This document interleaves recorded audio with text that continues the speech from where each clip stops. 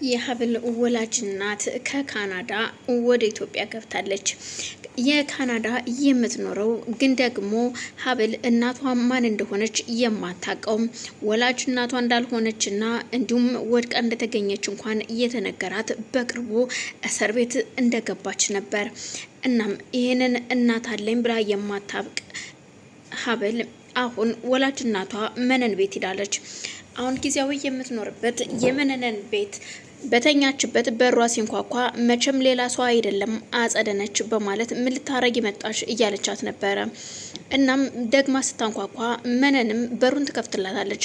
በሩን ከከፈተችላት በኋላ ማነሽ አንቺ በማለት አተኩራ ስታያት እኔ ሀና እባላለሁኝ የሀብል ወላጅ እናት ነኝ። እርስዎ ወይዘሮ ማለትም ዶክተር ዘነቡ ነሽ አይደለም? ያን ጊዜ ከሆስፒታል እንደወለድኩኝ ነበረ ሀብል ልጅን ጥያት ሄድኩት ላንቺ።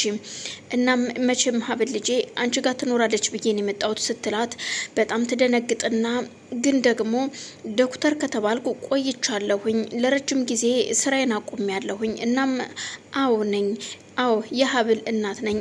ሀብልን አዎ እኔ ጋ ነው ያለችው በማለት ስትነግራት እኔ ደግሞ ወላጅ እናቷ ነኝ። ያው እንዴት ዛሬ ከየት መጣሽ? የት ነበርሽ እስከ ዛሬ? አዎ ከ23 ዓመት በኋላ ነው የመጣሁትኝ ወደዚህ ሀገር።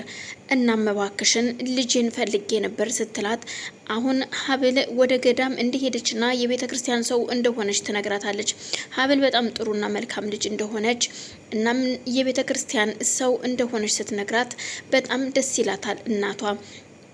እናም አሁን ታዲያ የመጣሽው ለምንድን ነው? የት ነበርሽ እስከ ዛሬ? ግን ደግሞ ይቅርታ ብዙ ነገር ጠየኩሽ ስትላት ምንም ችግር የለውም ልጄን ሀብልን እንደ ተውኳትኝ በ4 ወሬ ነበር ወደ አረብ ሀገር ሄድኩት።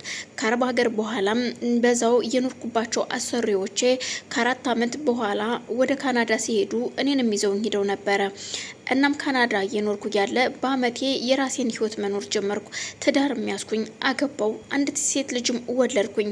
ግን ደግሞ አሁን ባለቤቴ በህይወት የለም፣ 7 ዓመት አልፎታል ከሞተ። አንድ ሴት ልጅ አለችኝ ስትላት ወይኔ በስማን በጣም ነው የሚያሳዝነው። ሴት ልጅ ብቻን ማሳደግ በጣም ከባድ ነው። እኔም ያላባት አላገባም ብዬ ይኸው ሀብል ልጄ ትጎዳብኛለች ብዬ እኮ ያላባት ነው ያሳደግኳት ሀብልን በጣም የምወዳት ያለሷ ማናለኝ ብለሽ ነው ስትላት እናም ደግሞ እዚህ ነው እንዴ የምትኖሪው? አሁን ሌላ ቦታ ልውሰድሽና ይሄ እዚህ ቤት ውስጥ ሳይሆን መኖር ያለብሽ ሌላ ቦታ ነው እከራይልሻለሁ ቤትም። እናም ደግሞ ላንቺ የሚያስፈልጉሽን አንዳንድ ነገሮች እገዛልሻለሁ ስትላት አይ ለኔ ምንም ችግር የለውም ለልጅሽ ለሀብል ከተከራየሽላት እንጂ ሀብልም ደግሞ ብዙም የገንዘብ ሰው አይደለችም፣ ገንዘብ የምትፈልግ ልጅ አይደለችም። ግን ደግሞ ምንም ችግር የለውም የሚያስወጣሽ ምንም ነገር የለም። እንዴት ነው ብዙ ነገር አለሽ እንዴ ስትላት ያው ይሄን ያህል አመት ስኖር መቼም የተወሰነ ነገር ይኖረኛል፣ ግን ትንሽ ገንዘብ አለኝ፣ ምንም ችግር የለውም አታስቢ፣ ልጄን አሳድገሽልኝ የለ ወይ ስትላት እሷም ደስ ብሏት ግን ደግሞ ሀብልን ማሳየትና ሀብል ማን እንደሆነች ስለማታውቃት እናትየዋም ሸውጄ ሌላ ሰው አስተዋውቅሻለሁ እንጂ ያችን ምላስ የሆነች ልጅማ በፍጹም አላስተዋውቅሽም፣ እስር ቤት እንደሆነችም ደግሞ አልነግርሽም በማለት ለብቻዋ ታወራለች።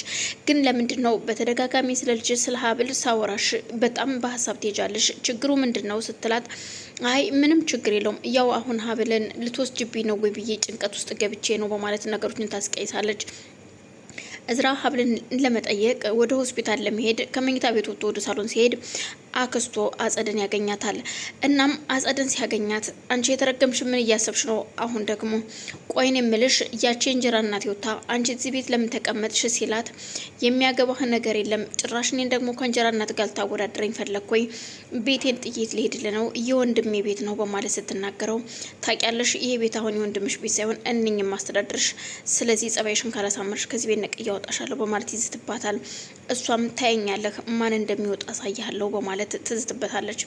ሚስጥሩ ያልገባው እዝራ እሱ ሌላ የዛ ቤት ልጅ እንዳልሆነ ስለምታውቅ እመነቅረዋለሁ እንዲሁም ደግሞ ዲኤንኤ አስመርምራ የዛ ቤተሰብ እንዳልሆነ ወንድሟም ከሌላ እንዳልወለደው ስታውቅ አሁን ላይ ለህቴ የሚላትንም ለሷም ነግራ ብቸኛ ለማድረግና ከዛ ቤት ለማባረር ወስናለች። አዎ ይቺ ምንም የማታውቅ ሀብልን እስር ቤት አስገባሻት። አንቺ ግን በሆነ ሴራ አሲረሽ ወንጀለኛዋን ከእስር ቤት አውጥተሽ አንቺ በነጻነት ትሄድራመቻለሽ፣ ትንቀሳቀሻለሽ። እመኝኝ አጸደ እኔ አንቺን መቀመቅ ውስጥ ነው ምከትሽ በማለት ዝቶባት ይሄዳል። አክስትየዋን በጣም ተናዳ ስለነበረ ለወንድሟ ልጅ ትደውልላትና ውጭ እንገናኝ ብላት ትሄዳለች። እሱም ወደ እስር ቤት ሲሄድ ቢኒንም ማግኘት ፈልጋለሁ ብሎ ስላሰበ ቢኒን የቢኒ ፍቅረኛ የሆነች ኩኩሻ የምትባል ለመጠየቅ ስትሄድ እዛ እያበደች ያያታል። ቆይ አንተ የተረገምክ ጭራሽ በእኔ ላይ ሌላ ሴት ይዘህ ነው እስር ቤት የገባኸው በማለት ስትናገረው ቆይ ምንድነው ኩኩሻ በጣም ይቅርታ በዚህን ሰዓት ይሄ ነው ብዬ ባናግርሽ ደስ ይለኛል፣ ግን ደግሞ ባክሽን ተረጂኝ ሲላት ተው እንጂ ለዛውም እኔን እየካድከኝ በላይ ላይ ሌላ ሴት ያዝከው ለዛውም ባለትዳር ሴት ላይ ነው ስትለው እሱ ግን በቅርብ ርቀት እየተመለከታቸው ነበረ። እናም ስለ እህቱ እባክሽን እህቴን ሂጂና ጠይቂልኝ፣ ታውቂያለሽ ለእህቴ ስል ብዙ መስዋዕት ከፍያለሁ። እናም ለእህቴ ስል ነው ይሄን ነገር እያደረኩት ያለሁት። እናም እባክሽን ተረጅኝ፣ በቅርቡ ደግሞ ነፃ ወጥቼ መጣ ይሆናል። እባክሽ ኮኩሻ ያላንቺ ማንም የለኝም። አሁን ይሄ ነው ብዬ ላንቺ ማስረዳት አልችልም ቢላትም እሷ ግን እየፎከረችበት ስለነበረ እህቱ የት እንዳለች ከጠየቀች በኋላ ተመልሳ ትሄዳለች። እስራም ወደ ሀብል ጋር ሄዶ ሀብልን ከጠራት በኋላ የሀብልን ፊት ሲያየው እጅግ በጣም ተቀይራለች።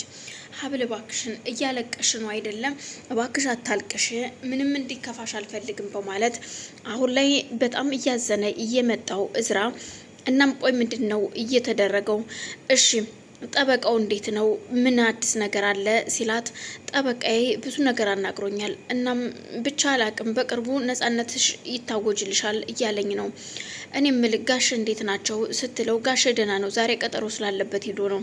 እናም ወይ ዛሬ ወይ ነገ ይመጣል ይጠይቅሻል ሲላት በፍጹም እንዳይመጡ እኔ ደህና ነኝ፣ ደህና መሆኔን ንገራቸው ስትለው አሁን አባዬን አትሂድ ብሎ እኔን ሰምቶኝ የሚቀር ይመስልሻል? ህብስት እባክሽን አንቺ ግን ሀብል በቃ ተረጋጊ፣ እኔም የምችለውን ነገር አደርጋለሁኝ። እሺ መነን መታ ጠይቃሻለሽ ወይ ሲላት አዎ መታ ነበር፣ ግን መታ ደግሞ ብዙ ነገር ነግራኝ ብላኝ ነው እየሄደችው። እናም እሷን ከሸኙ በኋላ ገብቼ ስቅስቅ ብዬ አለቀስኩኝና ተኛው። ከዛም በኋላ የሆነ ህልም አየሁኝና ተነሳሁኝ። ህልሜ ግን ላይክ ወላጅ እናቴ ትመስለኛለች መታ ልጄ ስትለኝ፣ ግን ደግሞ ታውቃለህ ያልተኖረ ልጅነት ስትለው አልገባኝም። እናትሽ መነን አይደለችም ወይ ሲላት ትክክለኛ ወላጅ እናቷና የእሷ እናት እንዳልሆነች መነንን ስትነግረው ይደነግጣል። እዝራ ምን እያልሽ ነው? አዎ እኔም ስትነግረኝ ልክ እንዳንተ ነበር የደነገጥኩትኝ። ምክንያቱም ትክክለኛ ወላጅ እናቴ ብትሆን ኑሮ እንደዛ ባላሰቃየች ነበር። ታውቃለህ እዝራ በልጅነቴ እኮ እየተገረፍኩኝ ጀርባዬ እየደማ በርበሬ ሚጥሚጣ እየታጠንኩ ነው ያደግኩትኝ። ልጅነቴ ምን እንደሆነ አላውቀውም። እናም በዚህ ልክ ነው ያደኩት። ልጅነቴን አላውቀውም፣ ምን አይነት ልጅነት እንዳሳለፍኩኝም አላውቀውም። የመከራ የስቃይ ምናልባት ከዚህ በኋላ ደህና ኑሮ ይኖረኝ ይሆናል፣ ከዚህ በኋላ ልኖር እችላለሁ እንጂ እስካሁኑ ግን የኖርኩት ልጅነቴን አላውቀውም በማለት ስትነግረው አየሽ ሀምን ለማንም ተናግሬ የማላውቀውን ዛሬ ላንቺ ልነግርሽ ነው። የኔም ህይወት ተመሳሳይ ነው።